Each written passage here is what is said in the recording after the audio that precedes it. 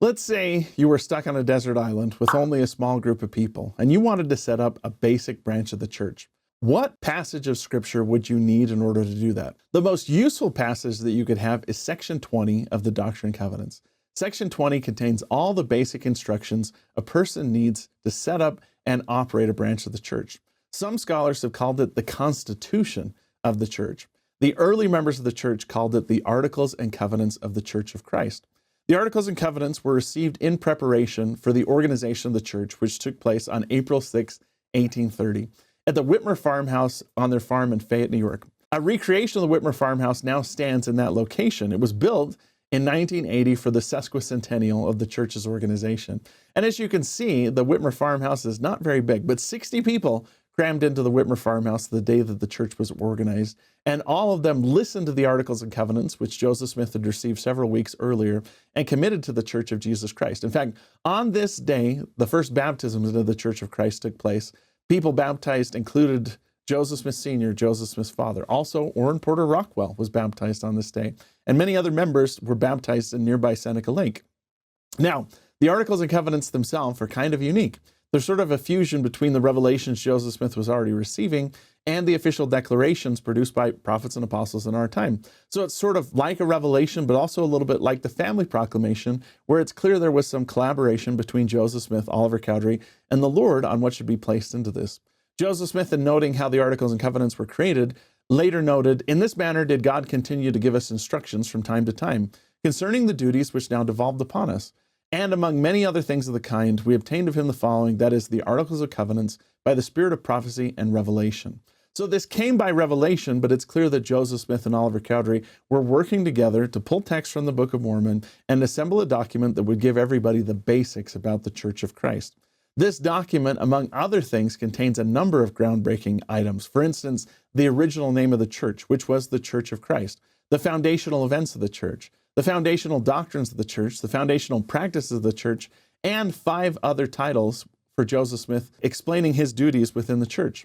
Doctrine and Covenants section 20 can be broken down easily into 3 basic sections. 1, the foundational events and authority. 2, the foundational doctrines. And 3, the foundational practices or applications. So let's talk about each one. Verses 1 through 16 are the foundational events of the restoration and constitute what's effectively the earliest history of the church that's written. It might even contain the earliest reference to the first vision, because it says in these verses that the first elder of the church, Joseph Smith, received a remission of his sins. That lines up closely with several accounts of the first vision, where Joseph recounted that the first thing the Savior said to him was that his sins were forgiven.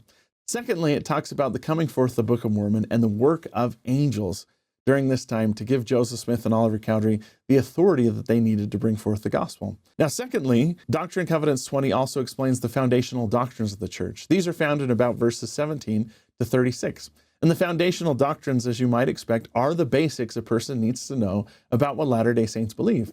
It starts with the creation of the earth by God in heaven, and that God created man, male and female, after his own image and in his own likeness. This male and female, Adam and Eve, were given commandments by God, but they transgressed those commandments, and men and women became sensual and devilish and fallen man.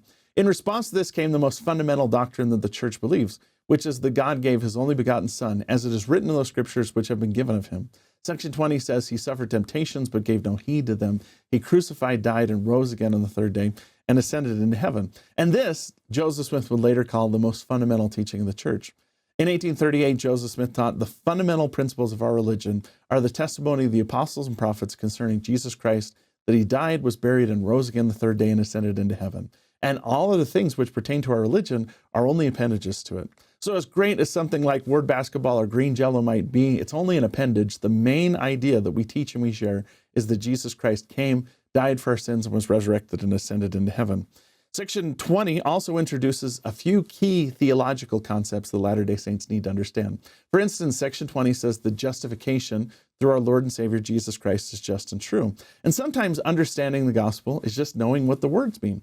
For instance, an 1828 dictionary defines the word justification as follows: in theology, a remission and an absolution from guilt and punishment by an act of free grace by which God pardons the sinner and accepts him as righteous on account of the atonement of Jesus Christ.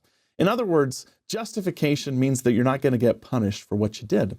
If you imagine the statue of justice with a blindfold and with a sword and with the scales, Justification means that someone is paying off the debt that you incurred through the sins that you committed.